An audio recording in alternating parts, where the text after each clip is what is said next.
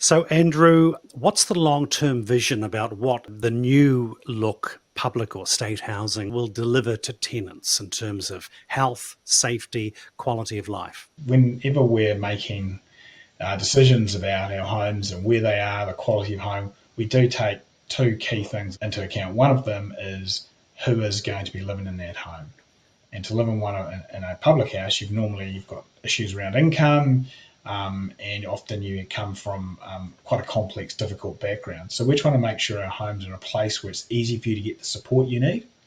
Also try to make sure that it's of a quality that enables you to live in there within your means. So being thermally efficient, cheap to heat, easy to live in, meeting your needs from particularly those people who have disability issues.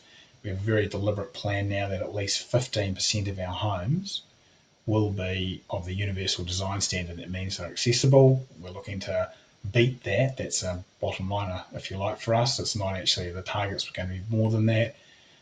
All of these things make the house a better home for people to live in. First home buyers in the next couple of years, what will be your role supporting and helping first home buyers? At the moment, we have the KiwiBuild product, which we make available for people who are first home buyers or second chances to get access to. We also work with developers on that land we own, so that when they buy the land off us, they do it with a development agreement that requires that they have a time period in which they need to build, and there are targets for affordable housing within it.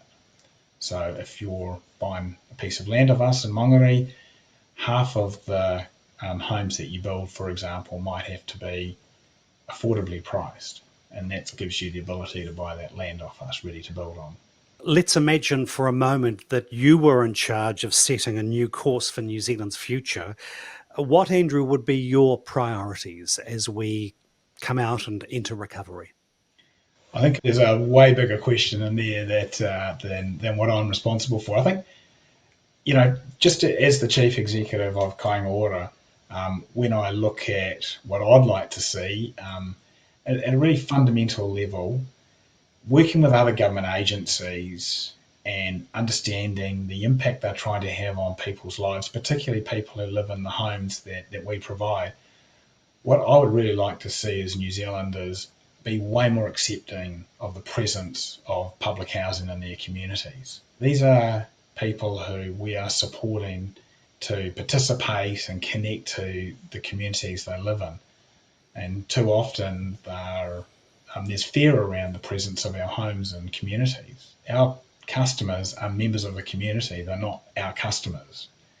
First and foremost, they are a part of our community, and we're trying to support them. And having communities that can accept them, embrace them, rather than push them away would be something I'd really, that to me would be a priority. And given what we've all been through, now would seem the obvious time to do that. We've been standing in queues outside supermarkets, talking to strangers. We're getting used to this now, aren't we? Yeah, I mean, too often there's a kind of a caricature image presented. A third of the people who live in our home are solo mothers. 40% of the people who live in our homes are children. They're New Zealand's future, as well as the current group of people needing the support of a public house.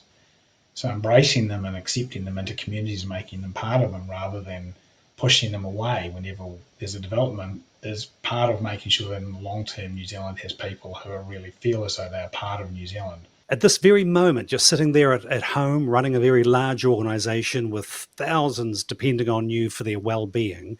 How are you feeling? Are you feeling apprehensive? Are you feeling relieved, excited, fearful for the future? How are you feeling today? I've got to say, when we went to level 4 and we had over 1,000 houses that we were due to complete and make available for people to live in the next 3 months. And as an organisation, that we would have completed nearly 1,900 homes. 3 years ago, we were building 300 a year. And those people have put all that effort into getting us up to the point where we're organised so that kind of thing happens.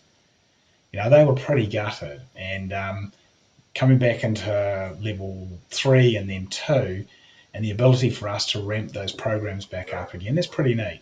I mean, there will be more quality homes available for people to live in. There'll be more land that's available for people to build homes on, as with our land development program. They're really exciting things to be able to do to make people's lives better. So for me, moving out of 4 and getting going again on those programs of work is really exciting.